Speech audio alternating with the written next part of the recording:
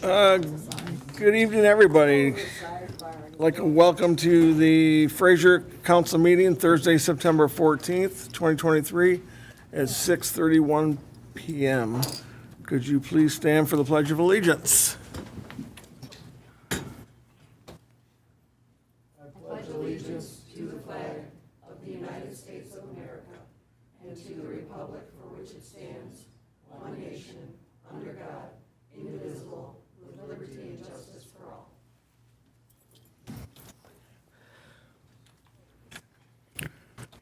Thank you. Cindy, could you please take roll call? Councilmember Bransky. Present. Councilmember Blanky. Present. Mayor Carnegie. Here. Councilmember Polka. Councilmember Odell. Here. Mayor Pro Tem Snornak. Here. Councilmember Sutherland. Okay. I'd like to make a motion to excuse Councilman Sutherland. She called me earlier and will not be able to make it tonight. Second. Motion second. All in favor? Aye. Any opposed? Motion carries.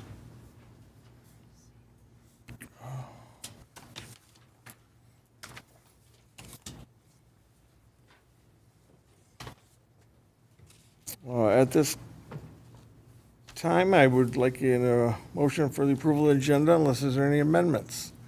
Councilwoman Baranski. I'd like to make a motion to approve the agenda as submitted. Second. You have a motion and second to approve as submitted. Any comments and questions on that motion from the audience? Back to council, all in favor? Aye. Any opposed? Motion carries. Item 5, citizen participation. If there's anyone in the audience who would like to make any comments on the agenda item only at this time, please make yourself known. And okay, I see none. I'll bring it back to the chair. Item 6, consent agenda.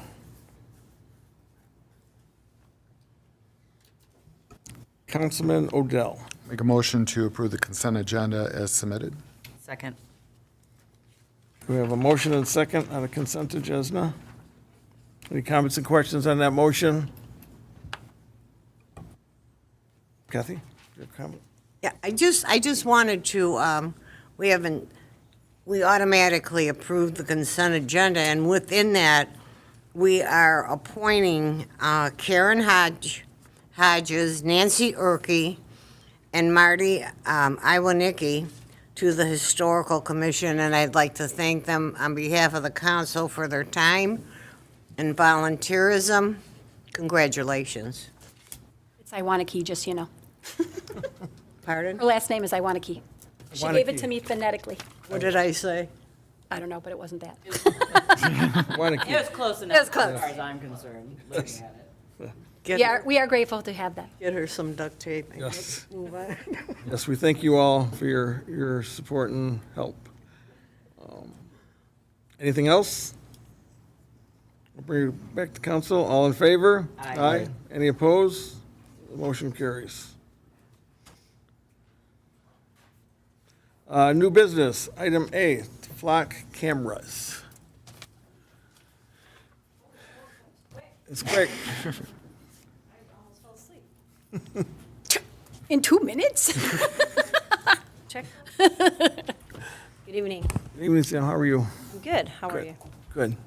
When we had done the meeting for the budgetary items later in the spring, I had mentioned that I was requesting to have some money put into the budget, reference the flock cameras, and I discussed what that was briefly back then.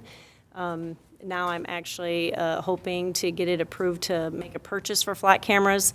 I spoke at the school board meeting back in September, just a few weeks ago, because I had spoken at length with the superintendent, Carrie Wozniak, about these same cameras, and she was here for the presentation from Flock when they put that on, and was very excited about having this technology involved in the school district. So she asked that I speak at the school board meeting, reference these cameras back in September, which I did, so that we could hopefully enter into a partnership between the school district and the City of Fraser to obtain a few cameras and hopefully get a few more if we were able to partnership together.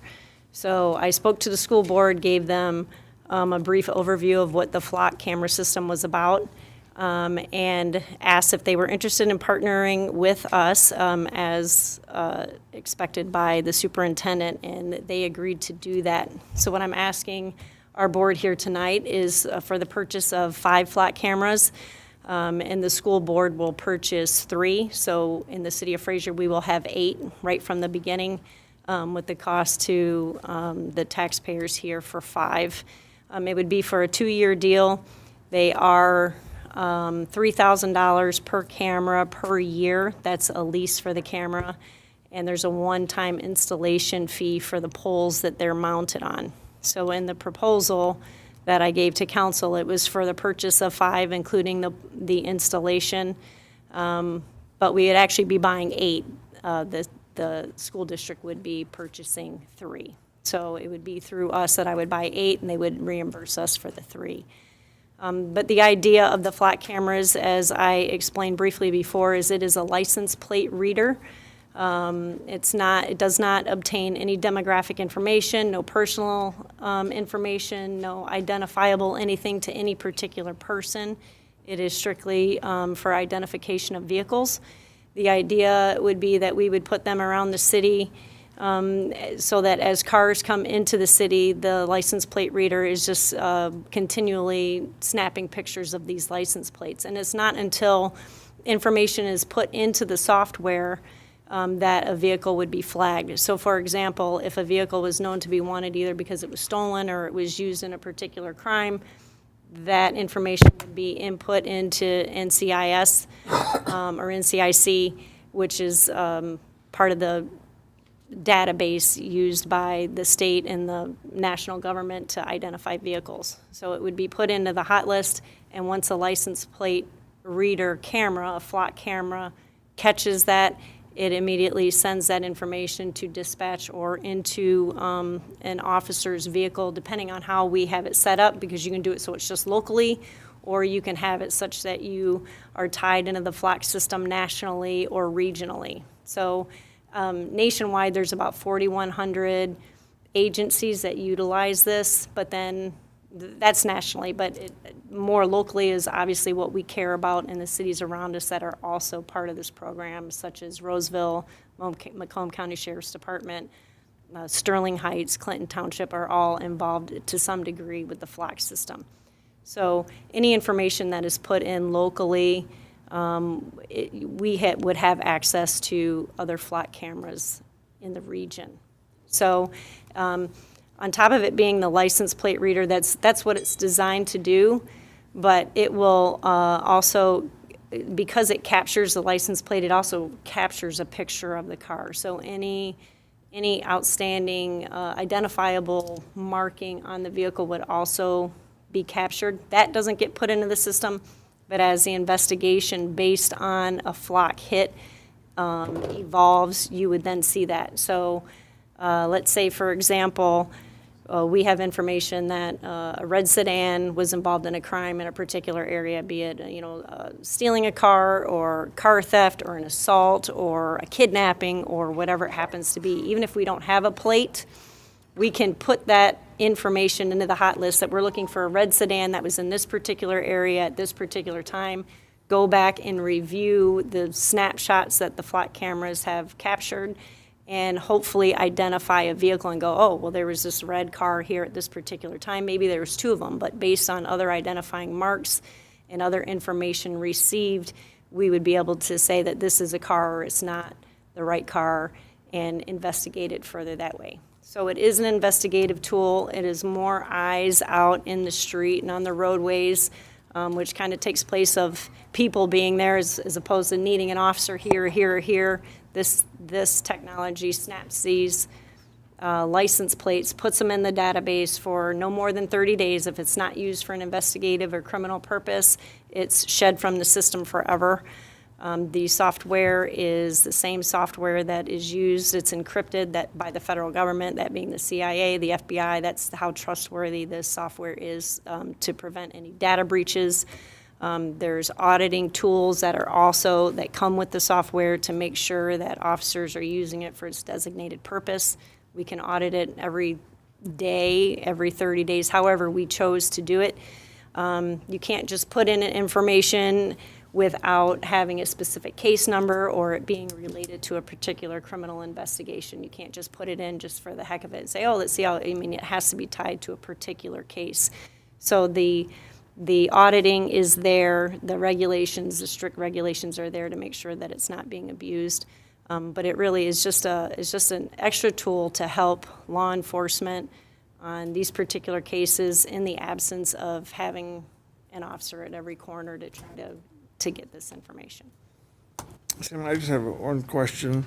In regards to the surrounding communities who use that, will we have to upload all that information into our system?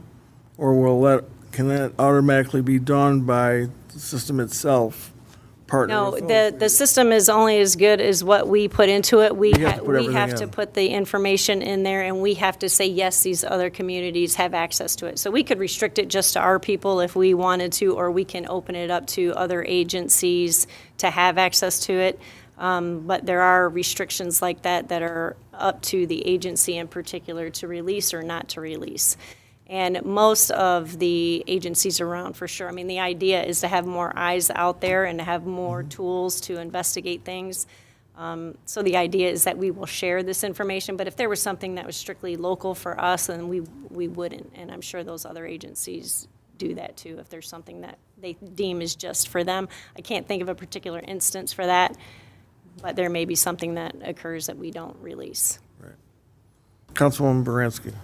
Yes, I'd like to make a motion to purchase 8 flock cameras with reimbursement from the Fraser Public Schools for 3, as outlined in the packet.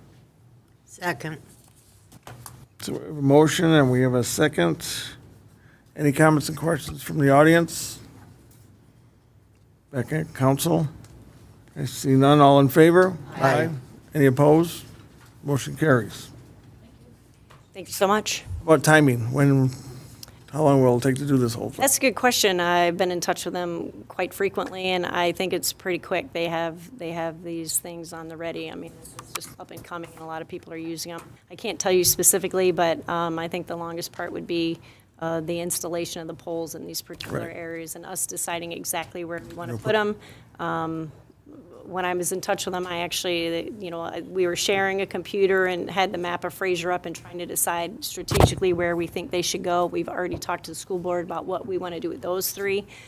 So a matter of weeks, I would Okay. imagine, not long. Okay, just Thank keep us you. posted. Thank you. Item B, HVAC change order.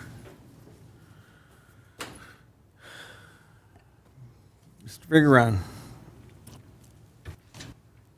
Thank you. Good evening. Mr. Mayor, members of council, we're here tonight to request approval for 4 change orders related to the City Hall HVAC project. 3 are related to the controls work, and 1 is related to the rooftop unit contract. Throughout the course of the project, the contractor discovered what we'll consider to be maintenance issues with the existing system. They weren't part of the original scope of work. But we feel they should be completed. The contractor, as they were discovering these, became very familiar with it, and we felt they were most well-equipped to do the maintenance work on the existing system. So and that would be related to change order number 1 and 3 from the controls contract. Change order request number 1 from the RTU contract is related to some new Department of Energy requirements that have resulted in changes to the units that were originally bid and will no longer fit in the space that's available on the roof, and some modifications have to be made to comply with the current Department of Energy requirements and get the rooftop units that Trane is manufacturing up on the roof and in service. Those are the ones that have not occurred yet. There is 1 change order request that we're asking that council approve that was determined to be time sensitive to get the existing controls, or the new control system to communicate with the existing rooftop units on a temporary basis. The rooftop units, the new ones, have taken a lot longer to come in than I think everybody anticipated originally when the work was started. And we needed that temporary interface to continue to have heat and air in this building until the new rooftop units were in place. So that's change order request number 2 on the controls work. For the controls, the subtotal of $17,187.21. For the rooftop units, we're asking for $17,945. In your packets, you have a lot of the correspondence related to the communication from the contractor to our team with city officials about the work that was being proposed and the necessity for it. But I will answer any questions that you may have. Councilwoman Baranski. I'd like to make a motion to approve change order request number 1 through 3 for the City Hall HVAC control project in the amount of $17,187.21. Second. Motion and a second. Mayor Pro Tem Shornick. I just have a question for you, Elaine. Is this still in our budget, or is this going to have to be a budget amendment? No budget amendment required. Okay, thank you. Motion second. Any comments from the audience? Back at council. All in favor? Aye. Any opposed? Motion carries. Councilwoman Baranski. I'd like to make a motion to approve the change order request number 1 for the City Hall HVAC RTU project in the amount of $17,945. Second. We have a motion and a second. Any comments, questions from the audience? See none, back at council. All in favor? Aye. Any opposed? Motion carries. Thank you. Thank you. Thanks, Mike. We still on schedule for fall? Winter getting these? Okay.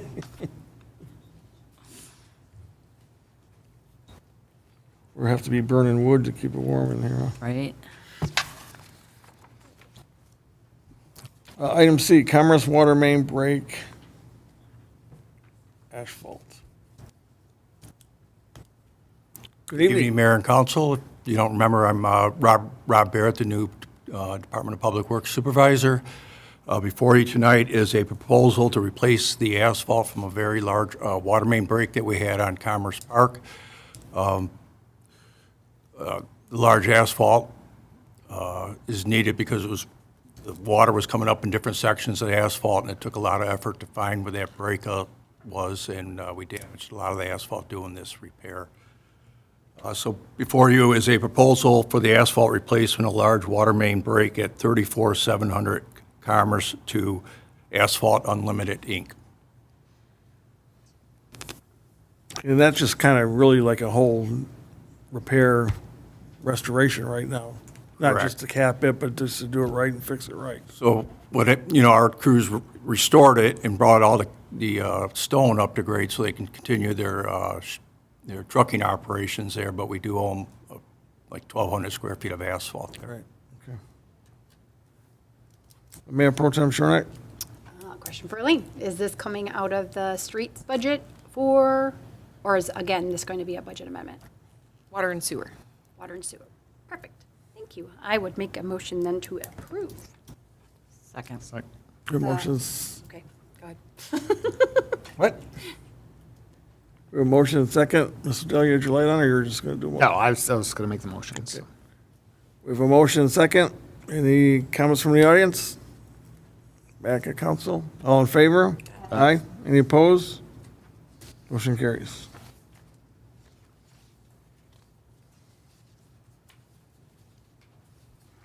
Item D, Cambridge Court change order.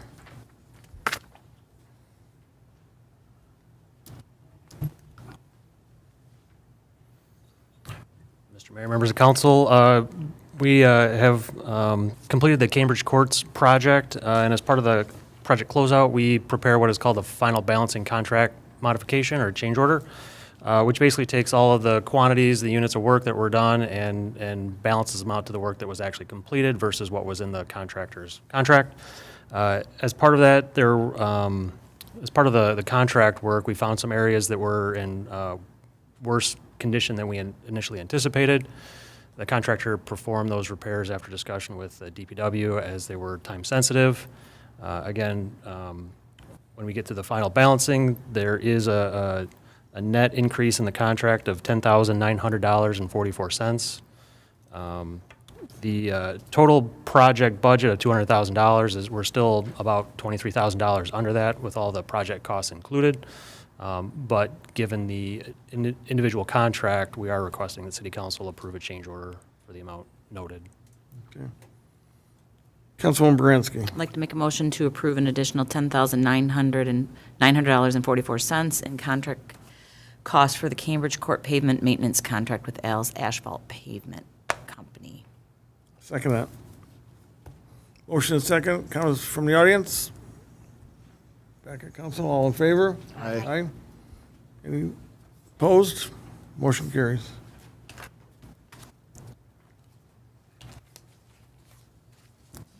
E, sanitary sewer rehabilitation contract extension. Thank you again. This year, the city budgeted an additional $500,000 to line sanitary sewers in the city that are in need of repair. The vendor from the prior year contract has offered to again extend their unit prices. Based on our evaluation of recently bid projects in the area, we feel that the city is still getting the best dollar value for that work. And we are recommending that you award a contract for the 2023 sanitary sewer rehab project to Inliner Solutions in the amount of $477,660. And then additionally authorize AEW to perform the contract administration services. Okay, Mr. Ordell. Mike, where is the concentration of this work going to happen? Do we know where it's going to happen that we're replacing these? Yeah, throughout the city. So the older sewers in the city are the ones that are generally in need of rehabilitation first. I think it was about 6 years ago, the city undertook a citywide evaluation of all the sanitary sewers in 4 years. So we kind of did one quadrant of the city each year. And we came up with about $1.5 million worth of high priority repairs. We were kind of just going to pick off about $500,000 worth a year for 3 years and take care of all those high priority lines. Last year were the ones in most need of repair. So this year we're kind of working down to the tier 2 locations. Scattered throughout the city, primarily the older neighborhoods and areas east of Groesbeck. South of 14 Mile, east of Groesbeck. Okay. Nick, this is something that you have to review again over, do we do the contract, or this is just kind of a rubber stamp? Yeah. I'm Nick, I'm sorry. I swear you said Nick. I know, I was like, Nick, wait a minute. We had a Nick here years ago. But you haven't Nick Denault, your brother? I do have a brother named Nick, yes. Wrong I Denault. still get those flashbacks. I bet you do, yeah. And I'm told we sound alike, so. Well, but No. So your question is there a contract to be reviewed? Is that your question? Yeah. I don't know the answer to that. I can work with Mr. Vigneron to see if there is. It looks like it's, based on the agenda, it's just an extension of the contract. So Okay. unless there's any dramatic changes, it would just be extending it. we would prepare typical contract documents and just reference their proposal in terms of the schedule of values, but it would be the same documents that you've reviewed that you prepared before. Yeah, because if it's lacking the same price, then you just want to make sure it does do that pricing. Okay. Councilwoman Baranski. I'd like to make a motion to award a contract for the 2023 sanitary sewer rehabilitation program to Inliner Solutions LLC in the amount of $477,600 and authorize AEW to provide construction and engineering services in the amount of $22,000 for a total estimated project cost of $499,660. Second. We have a motion and second. That was a quick $500,000. Budgeted, and it was under. We Yeah, I spent know. $40. I know. It's like when you get your paycheck, in, out. Yep. So we have a motion and second. Any comments from the audience? I'll bring it back to council. Any questions? All in favor? Aye. Any opposed? Motion carries. Thank you. Item F, Fort Fraser Playground Equipment. Good evening again. Good evening. This request in front of you is a follow-up from the CIP Parks meeting that you had and the council's desire to improve Fort Fraser. We met with Brian from Midstate and obtained a quote to replace all the equipment as one part of our actions on revitalizing Fort Fraser. So before you is a quote from Midstate for $56,001.18. Midstate's Recreation is part of a Sourcewell bidding cooperative, so no other quotes were needed. This require a separate motion and waive the competitive bidding process. Should note also that this isn't all the equipment. We do have another additional quote coming up for the slides because they were not manufactured by Midstate, and it might be a proprietary item that belongs with Fort Fraser. Councilman Odell. Rob, I don't know if it's possible. I know it's a little after the fact, though, but one thing I would like to see added to the Fort Fraser remodel is there really needs to be some shading, shade facilities where the seats are. It gets blistering hot there in the summertime. My wife, with a group, raised $2,000 that's been in the city coffers for some time. We would like to add that. And then I know Fraser First voted yesterday to add $5,000 to help with the cost of that. The president of Fraser First is here. She can confirm that. So we have $7,000 of private money that we can add to that to add some shading maybe to those areas. I would really like to see if we can add that on. I know you can't present it right now, but to see if Midstate can bundle that in, and if so, we'll have some private money to go to that. No, I appreciate you and Fraser First, and we will start obtaining some quotes and trying to figure out appropriate area for like a shade sale. Yeah, the big shade sale, because there's Yes. a big sitting area there, and I know parents, they want their kids to run around, and in the summertime, it's blistering. No, I think there's some appropriate areas that are not within the footprint of the fort itself. Right. Maybe between the swing sets and so. Well, right behind where the sitting area, where you first walk in, on the right-hand side, there's a major seating area. I'd like to see something Yes. behind that, because that's where the majority of people sit. If we do some smaller ones by the new benches, if it can fall under that amount, that would be something I'd be interested in looking at. If we're giving the whole place a facelift, I think that would be something I'd like to see added. But other than that, I like the improvements that were submitted, so Very good. that's all I have. Thank you. Councilwoman Baranski. Yeah, I think thank you, first of all, to Fraser First and to your wife, who helped raise money with the handprints. My hand's on there. But shade's a great idea, maybe even a pergola or something that the DPW could build. We could get more for less. Just an idea, but I agree. But I'd like to make a motion before I make the motion, can, Mr. Denault, I think you would be the one to explain this. Can you please explain to the residents why we do not have to do an RFP if we do the Sourcewell? Sure. Real briefly, plain English, city code requires us to go out for proposals or bids when we are spending in excess of a certain threshold of money, a certain number of dollars.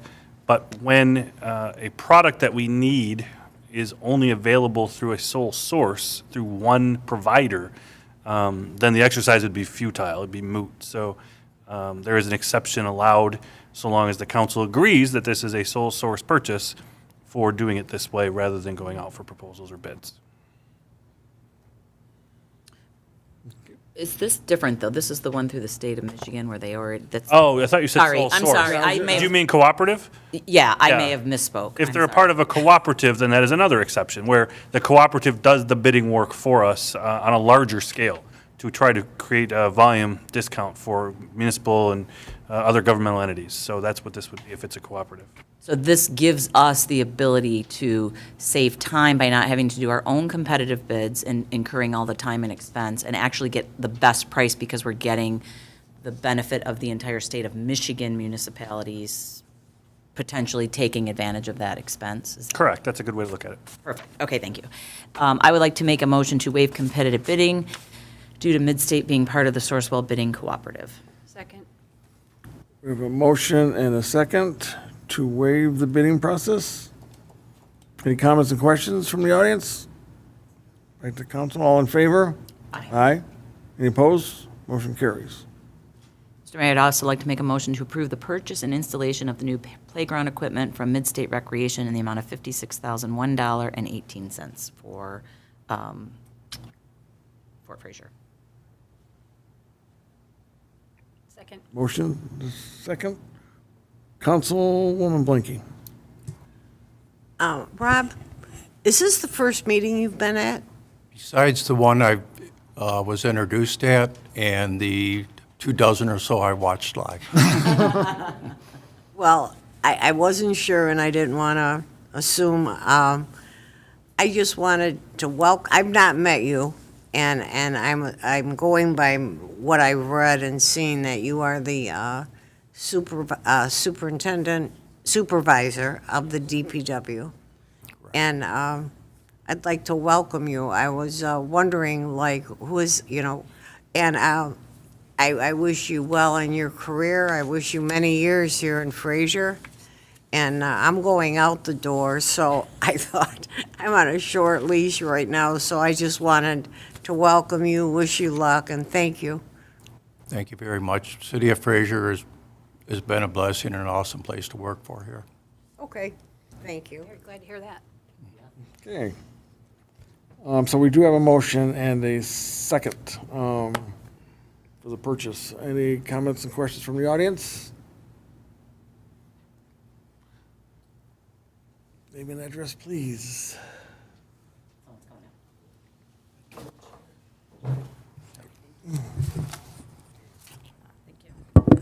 Laura Lessig, 15201 Fairview.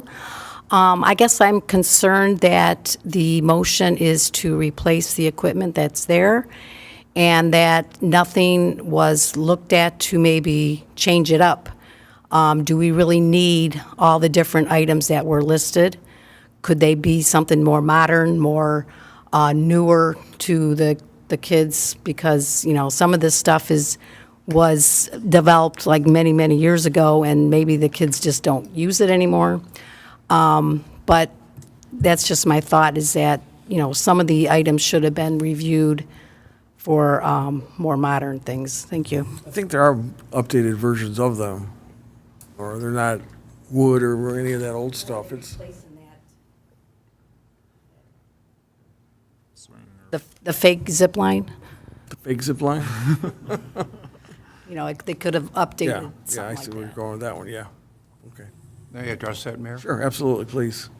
We are looking at updated equipment, and this wasn't ready or available for you at the time the agendas were due, but when I was going to represent this, I do have a handout of what some of this equipment looks like, and specifically the monorail is a new metal monorail.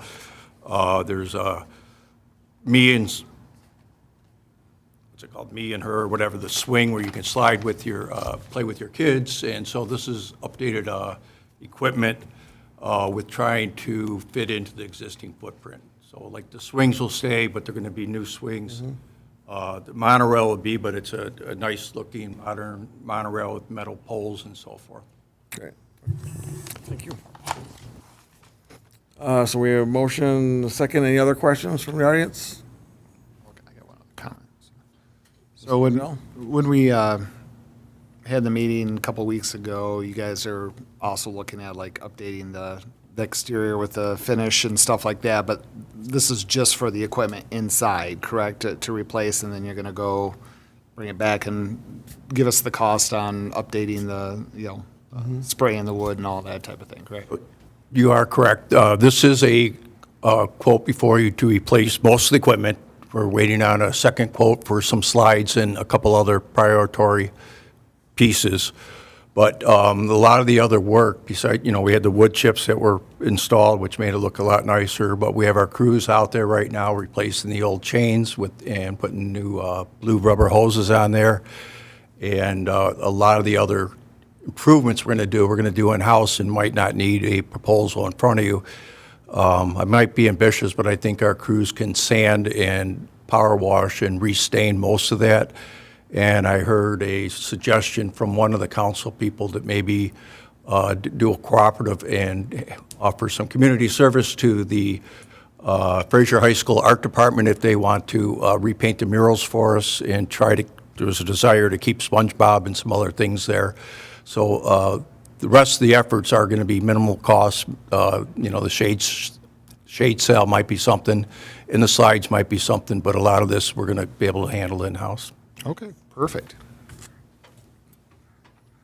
Any other questions? See none, all in favor? Aye. Any opposed? Motion carries.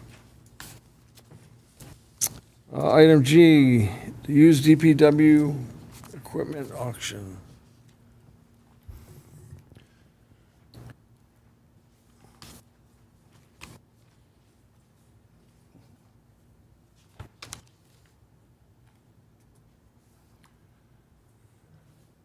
So upon arrival here, I discovered, walking through with Mark and I, our barn was a mess. There's a lot of surplus equipment in there. We have a lot of new equipment that we need to find room for.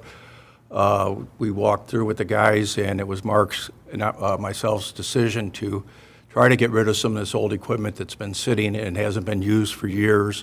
Some of it's in disrepair, and we spoke to the city manager, and one of the best options would be to declare this surplus. And there's an agency out there called Bittergy. Will take this equipment, and they've already did so and provided a list, and they'll put this on a World Wide Web auction. They will handle all the bidding and everything going on with it and the pickup and the sale of the equipment.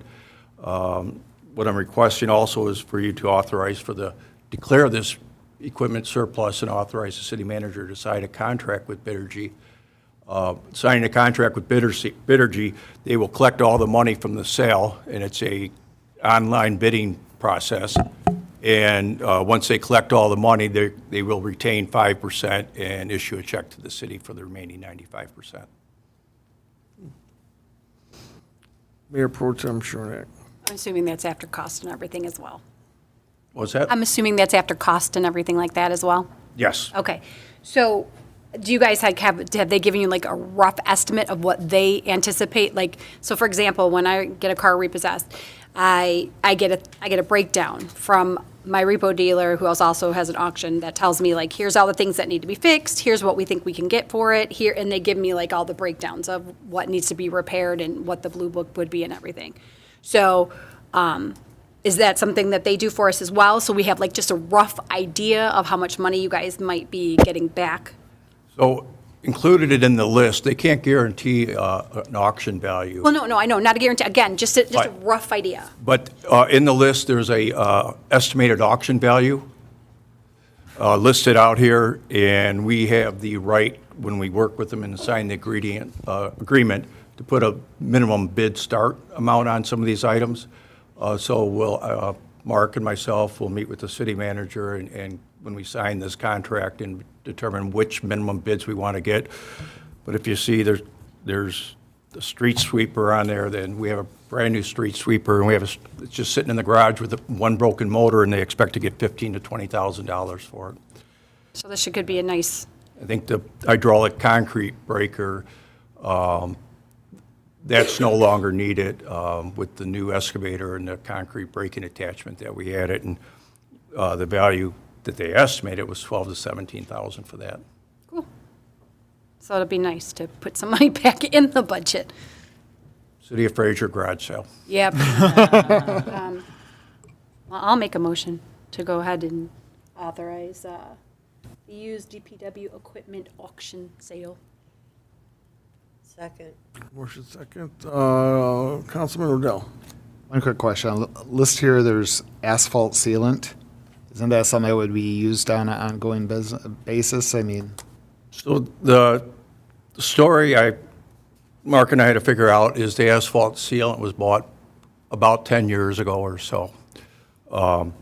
We did the quantity, I counted, there's 6 pallets of asphalt sealant back there, and with plans to use it.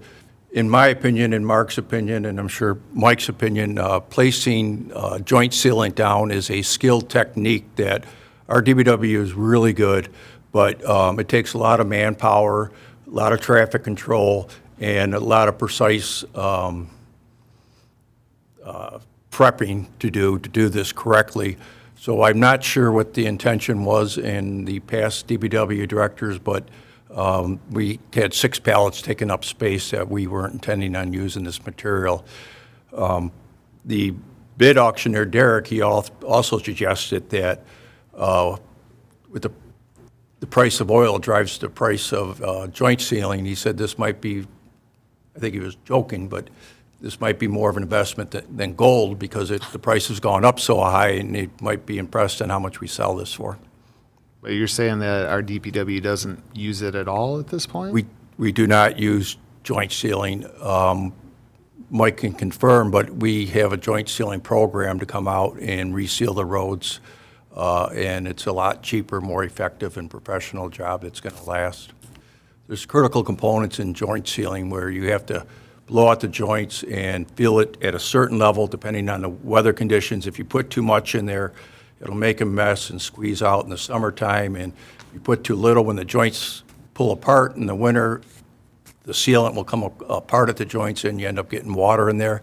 So it is a precise science, and in my opinion and Mark's opinion, and this is a job for the professionals. Why don't we sell it to the people who do our job? I am going to directly solicit to our local joint sealing contractors and advise them that this material is going to be auctioned off on the Bittergy website. Because if you could sell it directly and not lose the 10% of it, But we can't do that legally. we couldn't sell. Sell to our contract. Can we? I don't think, can we? I mean, it's kind of borderline Right. There are shady to me. There are some Potentially. there are technical issues we'd have to work through, but the city code is pretty generous when we have what we call obsolete or surplus property that we just aren't going to use. So there are other options besides auction. There are 4 or 5 other options. I'd have to go back and look. I looked at them when I was looking at this contract, but that is a possibility. What I think we'd have to probably do, though, is make sure that it met or exceeded what we set our minimum price for, at least on the bid site. The bid site, to me, is more intriguing because you don't know how high it'll go. Oh, it's just a thought, that's all. I thought it was 5%, though, that they were taking. Okay. Councilwoman Baranski. Yeah, I just had a question about the sweeper. I thought, and I could be wrong, but I Right. thought we were going to keep it as a backup. Wasn't that what, when we approved the new one? So why did that change? So I met with Superintendent Ragsdale this morning and got some details on this, and you are correct. When they purchased the new sweeper, their intentions to hold on to this. Upon further investigation, there's 2 engines on there. The front one that drives the truck works and starts, but the engine that operates all the machinery in the back is completely shot. The bedding is all rusted out, and I was informed by Mark it would take over $30,000 investment in repairs to turn that into a viable sweeper. How much did we pay for the new one? Way more. 80? Way more. Was it like, Well, I know way more, but I'm just 100 and- thinking in, yeah. Yeah, I thought it was like 100 and something. That one just, Yeah, because it was actually presented as it could be fixed for a minimum. We'd have a backup right. or to use for another city if they needed a backup and all that, so. And now if the engine's gone, we should have been told that Yeah. when, That's the only one that, I'm 100% in favor of getting rid of all of this. I just feel like it's a little bit of smoke and mirrors because this was going to be the backup if it went down, and it wasn't going to cost $30,000 to fix it. yeah. And I'm very much in favor, especially if we can get $15,000 or $20,000, but that's just my concern. I'm glad you were, because I was. I don't know if we carve that out, if we just chalk it up to 30 grand in repairs isn't worth it, let's get the money. I defer to council. Well, it may have been something that they discovered afterwards, after the original intent. I don't think it was meant to be smoke and mirrors. I mean, nothing has indicated that to me, so I'm just. I just yeah. more mean like. Yeah, I know. I understand, You yeah. imply negatively, Yeah. but like, I'm like, wait, Yeah, so it probably would have just been wise, I think, if Mark would have come to us and said, hey, FYI. Yeah. This is, in worse shape than I thought originally, and it's not worth salvaging. yeah, that's, That would have, just for future reference, if you just want to relay that, that would be great. the messaging would be better if I had known ahead of time, because I'm like, I think in his absence, I'm presenting that to you now, that this is what happened, and Yeah. he would. All right. prefer to be- Gotcha. then I am in favor of this. Any other comments and questions? You made a motion, did you get a second? Kathy, second? Okay, I'm sorry. Any comments, questions from the audience? Back at council, all in favor? Aye. Any opposed? Motion carries. Thank you.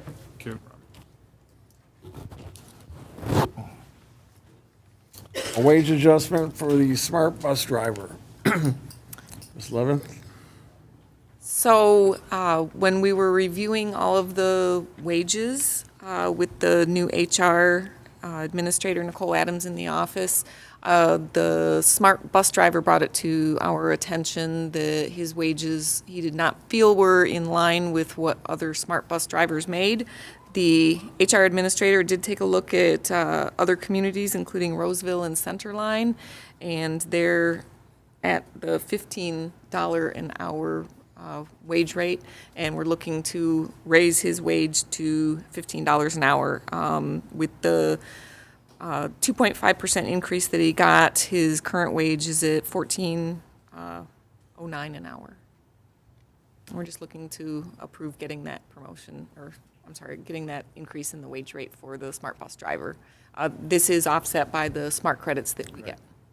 Okay, Mr. Odell? Make a motion, Human Resources Administrator recommends and approves the wage increase for the part-time smart bus driver to $15 an hour. Second. Good second. You have a comment too? No, I was just going to say, yeah, absolutely. I mean, if you can go to McDonald's and make $15 an hour, driving around our seniors, they definitely should be making minimum. Okay, so we have a motion and second. Comments and questions from the audience? I see none. Bring it back to council. All in favor? Aye. Any opposed? Motion carries. Item I, financial policies. This is a policy that was crafted from our new finance director, along with the rest of the finance team and our temp person that's helping out with the audit. This is an item that was outlined from our audit our audit presentation that we had at the last meeting as a shortcoming. We did have some information about ACH and electronic transactions in another policy, but the auditor requested something that was a little bit more broad and had more detail, a little more detailed. So this is a policy that they did prepare, and just looking for approval of this policy. Councilman Odell. Did the auditor review this policy? It was provided by him, as we had As the a template template? from him, and we refined it for what we do here in the city. I'll make a motion to approve the ACH policy as submitted. Second. We have a motion and a second. Any comments, questions from the audience? Back at council. All in favor? Aye. Any opposed? Motion carries.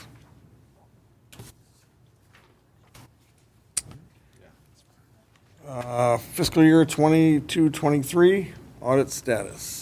All right, this is an item that we will be having on the meeting agenda from this point forward, certainly showing up as new business at this meeting, and for future meetings until the audit is complete, we will have it as returning business. To give you an update where we are now with the fiscal year 22-23 audit, obviously, we just completed the fiscal year at the end of June. We still have the audit temp This is a person from Robert Half that is working on our audit.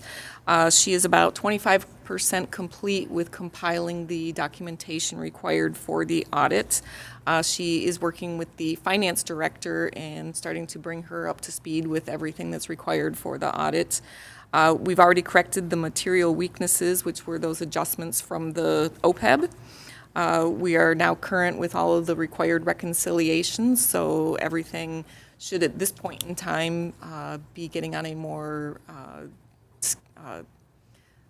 consistent schedule with monthly, quarterly, annual reconciliations that are required. We are working on preparing the sheet to the state. Those are for any outstanding checks that people have not cashed. So the finance director is going through all of those checks and seeing if for some reason they might be a duplicate check that was issued that was not cleared from the system, or it is, say, a check that just was never cashed. So that's something that would go to the state. We are also working on addressing some of the procedural issues. We have been working, I should say they have been working as a team together to really prepare all of the documentation. The temp that we have that was doing the finance director position, her last day is tomorrow. So we will be without her. So with Angeli in place, our new finance director, we still have the audit temp who knows a lot of that information. The audit temp now is actually pulling back to part-time. She's assisting another community, which, believe it or not, is in pretty similar shape as what we were before she came to help us. So there are a lot of communities out there. We're not alone with having books that really need some help from a CPA to help get righted. Obviously, the EFT, we just approved that new policy that was one of the shortcomings from our audit. I provided information about segregation of duties. One of the things that the Michigan Municipal League has prepared and put together is if you have a team of 2, a team of 3, a team of 4, how to split up the duties so that you do have those segregation of duties and checks and balances in place. So they'll be working on really taking a look at the team and seeing what duties are and making sure that we have that segregation as much as possible. Tax dispersible, the deadline to pay taxes locally to the City of Fraser is tomorrow. So there is the window for their tax dispersal. So I have made them aware of that to make sure that we are timely with that as well. Angeli, I have spoken with her about a couple of organizations that provide training for both treasurer and finance role that she'll be doing. She's got some training coming up in October, and I believe that there's another one in April. So she's all signed up for the October training, so very excited about that. That's pretty much all I have to update so far for our upcoming audit. Things are still on schedule. The auditor plans to be in the office, I think mid-November, and hopefully we should have the presentation to you in December. At the very least, we will have it done and submitted to the state by the end of the year. Get ahead of the game. We are on target for it, definitely. Good. Yay. Perfect. Thank you. Item J, Election Commission Member Appointment. Councilwoman Baranski? I'd like to make a motion to appoint Councilmember Odell to serve Ooh, second. as the election commissioner for the upcoming election. I'll second. If I can. I seconded.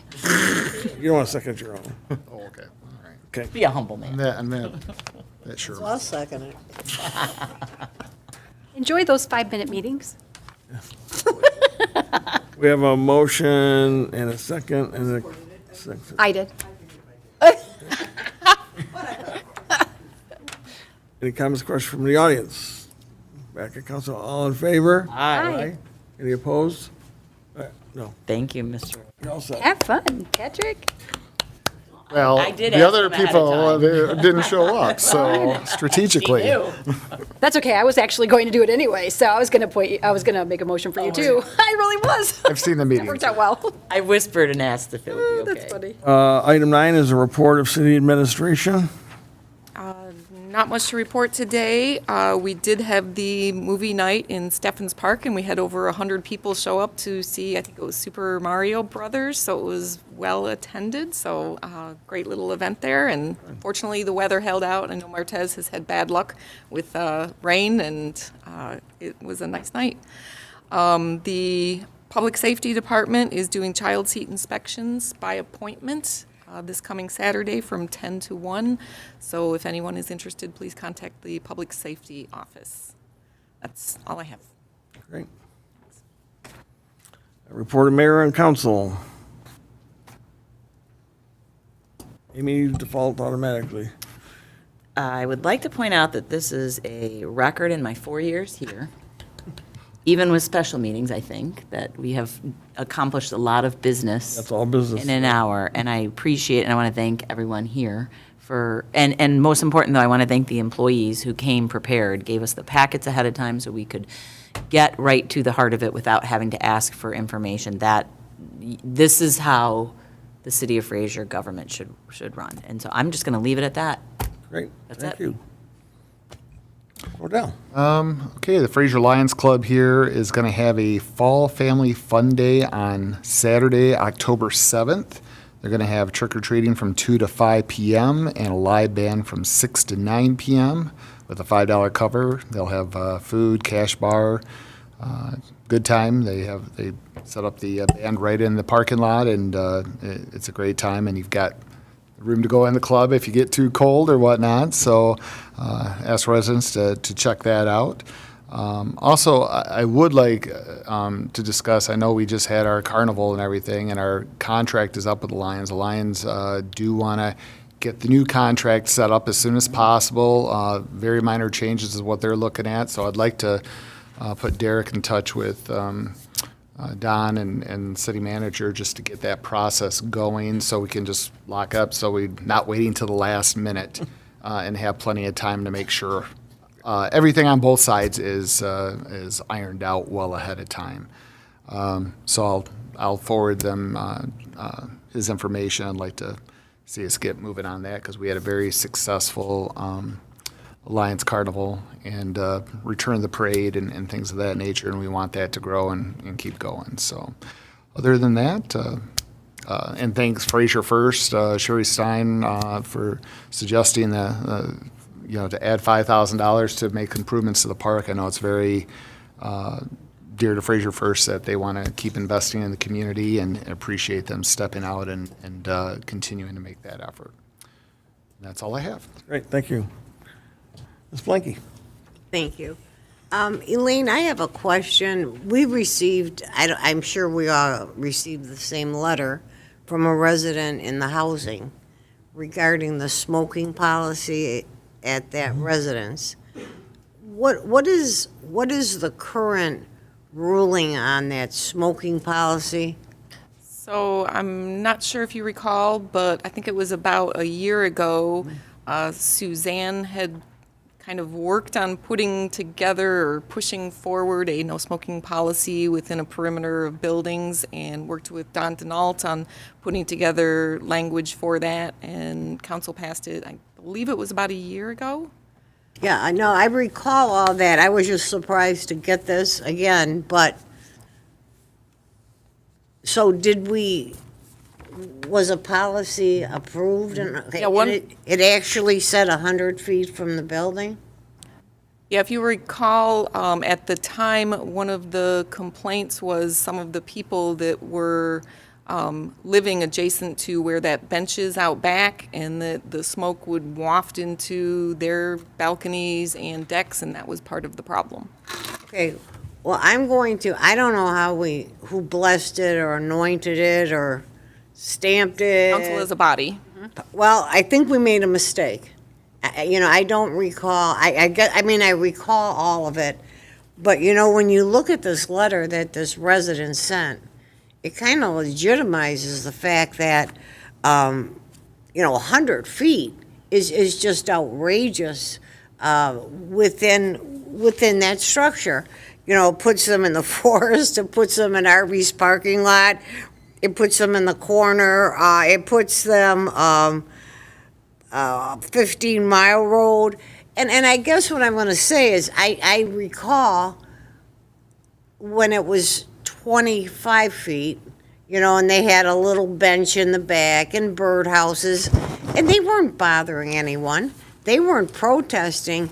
And for the person on the second or third floor in the window, and I'm being realistic here, that says they smell it or it offends them or whatever, that is really a reach, because I'm going to tell you, there's a lot of people in that building that are hoarders, and there's a lot of other issues that if we wanted to be, you know, Gestapo / whatever type, this is an overreach. It really bothers me because I used to sit with those people. You know, they had an indoor carpeting, and there were people that weren't smokers, and it was just a little social outing. They used to have that social space a long time ago, many years ago, in the lobby, you know, when they'd have a mail call and then they would come and whatever and so on and so forth. And then for whatever reason, you know, there was always the one or two people, you know, down the hall that said, oh my God, they're making so much noise. And so they took the benches, the upholstered benches that were in that lobby for these people, you know, to sit on and enjoy what, 15 or 20 minutes? I mean, you guys, you know, it's very hard. Number one, growing old is a bummer. It's the hardest thing I've ever done in my life. Number two, when you're living in not an institution, but let's call it what it is, where you have these rules, you know, it's bothersome. Who are these people bothering? I mean, I'm being realistic here. What, because one or two squeaky wheels get all upset, you know, and they, 25 feet was wonderful. And like I say, it was in the back of the building. It was immaculate. It was very nice. And it was a good space for those people. Now, I'm just advocating for fairness here. I mean, this just doesn't seem fair to me, because what do you want them to do? Go stand on the curb off of 15 Mile Road? That's not fair.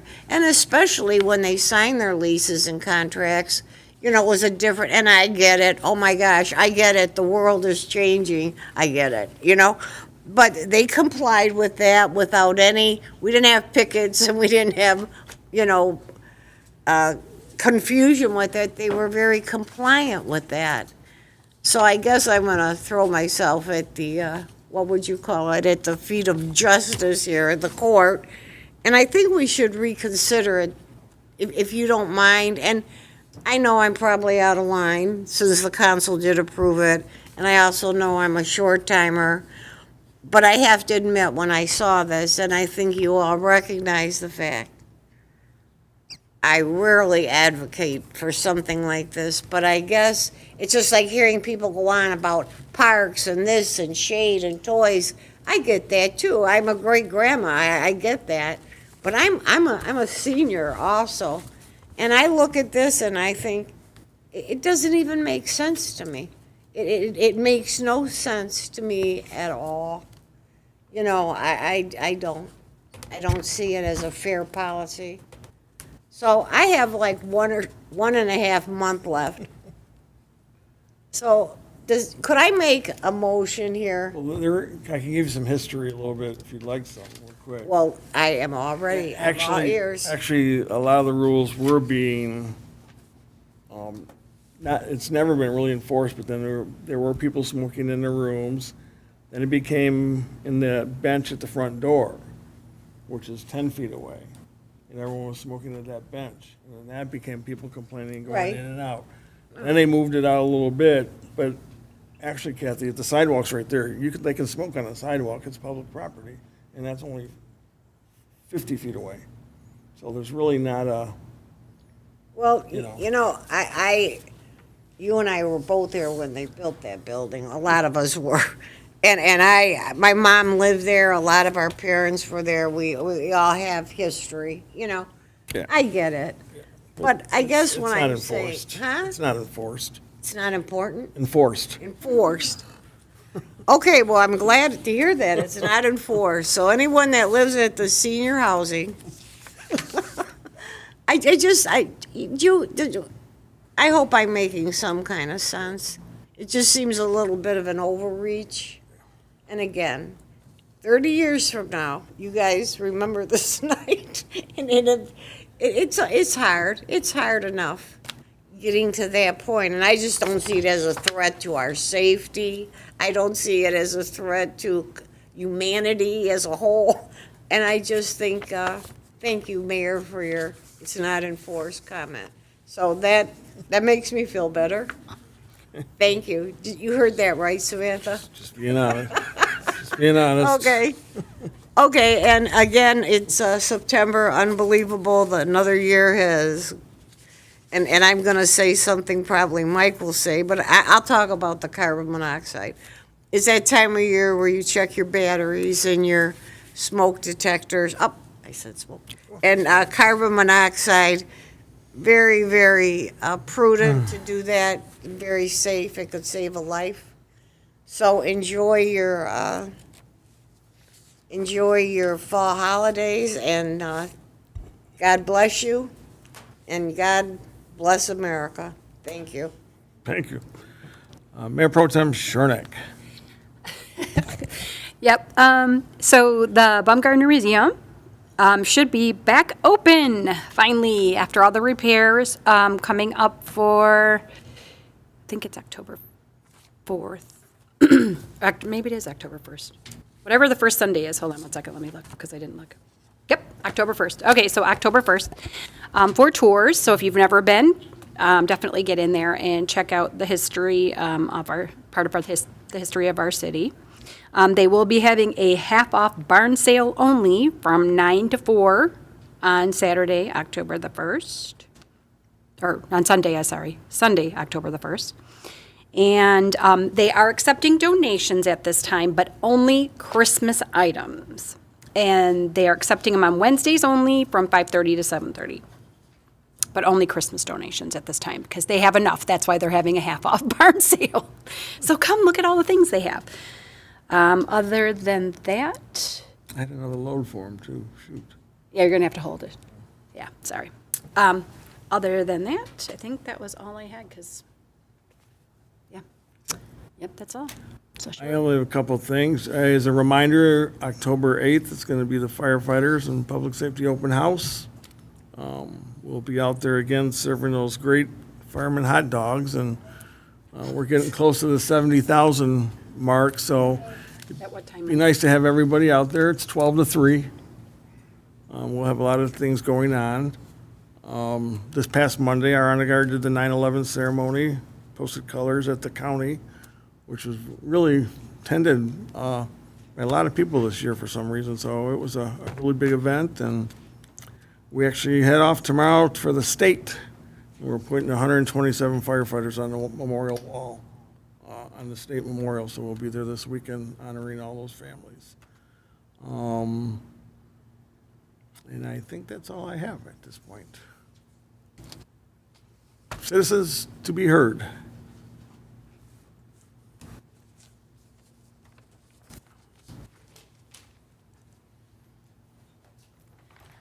Good evening, Council. Sherry Stein, 18387 East 13 Mile Road. Sorry, my voice is kind of gone today. Just a couple things that we have coming up for Fraser First. We will be up at the open house also. We will have game and prizes for the kids, so come out and support the open house and see us. We also are going to have our, I think it's for us, the 8th annual trunk or treat at Ramshorn. I've been working with Lee, the owner there. He's amazing. He gives back to our community, gives back to our schools. So I always want to try to help him. I've been doing this for 8 years, me and Goodrin. That is going to be October 21st from 1 to 3. We still have spots if you would like to join us and give out candies or treats to the kids. If not, just bring your kids up there from 1 to 3. We're going to have a magician, balloons, all kinds of stuff. So just a couple of things that are happening in our neck of the woods for October. Other than that, you guys have a wonderful Halloween. Great, thank you much. Anybody else?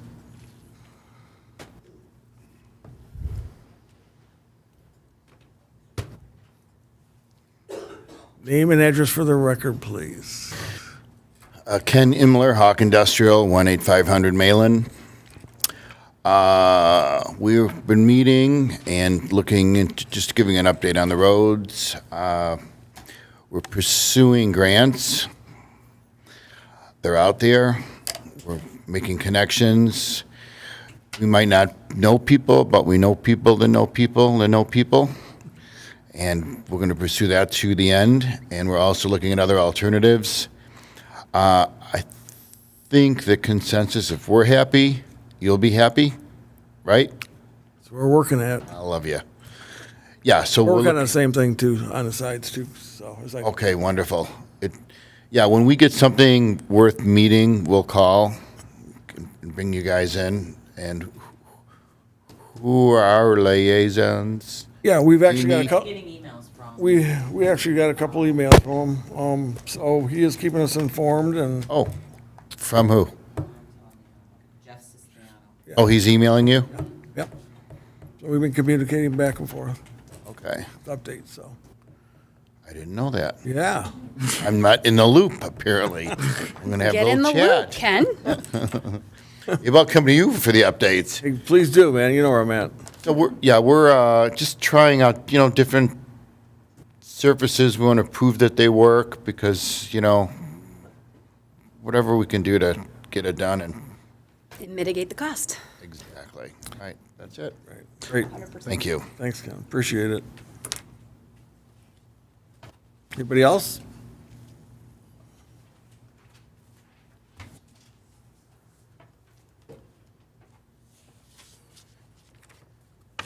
Laura Lessig, 15201 Fairview. In regards to the firefighters' open house, I've been searching for like a flyer to indicate all the activities. Like we've had in the past, it was pretty detailed and all the things happening, especially like the chili cook-off, because I've been trying to work on my recipe. So is that somewhere to be found Well, we talked somewhere? about the chili cook-off, and we have nobody at this point who wanted to sponsor it or do it. I left it up to the Recreation Department, Sam and I. All the information should go out this week as far as what the final things we're getting put together and who's going to be attending. And it should go on the cable and the public safety Facebook page and the cable site. Okay, great, thank you. Thank you. But if you want to take on a chili contest, I'll submit mine. That's because I haven't submitted one. I don't run it. It's America. You can come over to my house and pick all the vegetables you want for it too. How's that? Oh. Anybody else?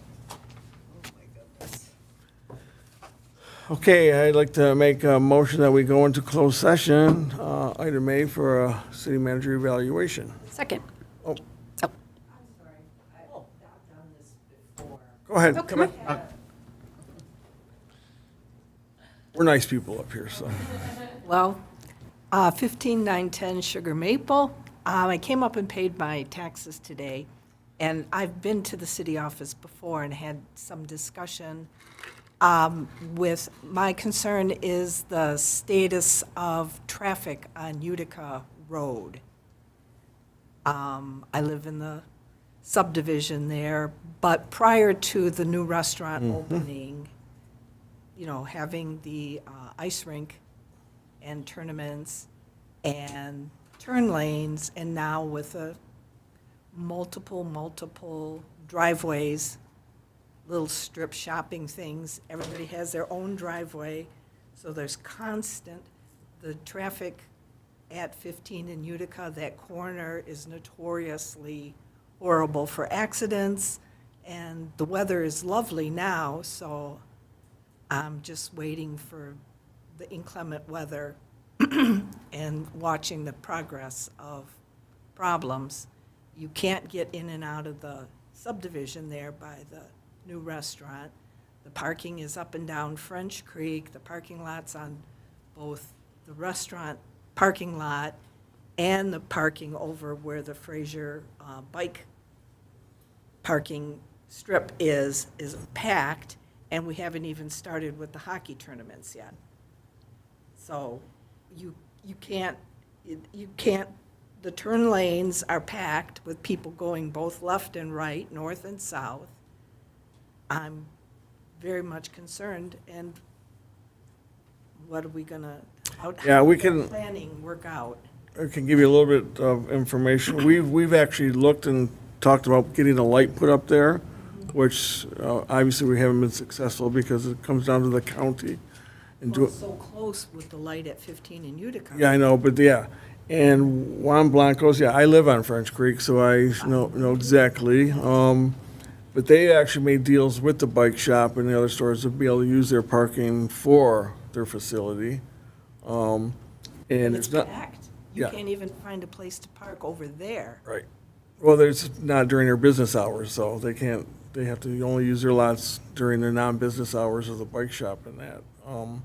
And I don't think there's nothing illegal about parking on French Creek as long as they're not blocking the hydrants and, we can't stop that, unless it becomes a nuisance for the public safety. Right. But That's why I'm. we're looking into it and watching it, I can tell you. Safety concern. I mean, it was a problem prior to the restaurant being there, and because now it's such a large facility, the seating capacity is quite tremendous in there. And so that just adds to the chaos that already existed, and I'm just Right. wondering, why is that allowed? It's a And- county road, and they said, We don't get a say-so. we have zero say. We have advocated. They did Twice, Yeah. 2 Yeah, studies. they just built that big boy. So, yep. So why didn't they change the driveways so that the access isn't directly across the subdivision entrance? It's the county We asked. road and, yeah. So the driveways are actually the county? The county did all of they did a road survey. Surveys. It's actually more dangerous, what they said was, it's more dangerous to have a light there because people will be running the light than if they allow free form. That's from what happened with the ZBA when they were doing the big boy. It's been extensively communicated, so my advice is to go to the county. Where, what part of, what department at the? Roads. The road commission. Road commission. Yeah. See whom at the road I, commission? I don't, I don't know anybody directly. I would go to your Road county commission. commissioners where I would start personally, if I were. Advocate, I mean, like, there's so many accidents constantly at 15 in Utica. Yeah. No, it's bad there. I can't even get in, I don't even use that anymore to get in and out of my sub. I could walk to the restaurant, except it's not safe to take your car there anything after 3 o'clock in the afternoon. Well, we'll keep monitoring, but that's the best we can do at this point, and I'm glad there's a successful business, but I just don't understand the traffic flow. yeah. Understand. We all concur. yes. Thank you. Thank you. Anybody else? Okay, make a motion to go into closed session at 7:48. Second. Roll call, please. Yes. Yes. Mayor Attorney, Yes. Councilmember Odell, Yes. Mayor Pro Tem Short. Yes. Can we use the restroom real quick?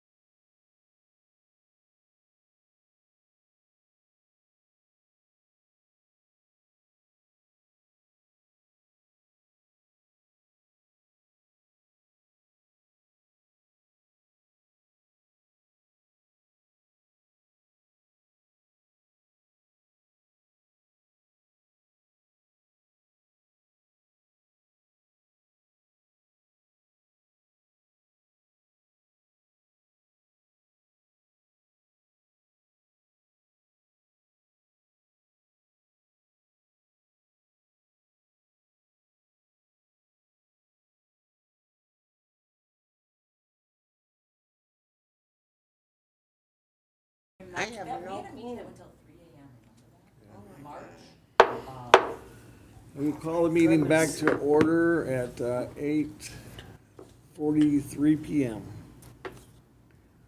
Councilwoman Baranski. Mr. Mayor, I'd like to make a motion to modify the terms of Elaine Levin, the city manager's employment, to provide for 6 flex days and 6 sick days instead of the 12 sick days, and to include a 2.5% raise. Second. Second. Motion and a second. Any comments and questions on that motion? All in favor? Aye. Any opposed? Motion carries. Thank you very much, Ms. Levin, for thank all you. you've done for us. For sure. Glad Motion to adjourn. entertain a motion. Second. All in favor? Aye. No, I want to stay a Every little longer. weekend. I want to stay. And then you're going to let Cindy know to drugged. add that in.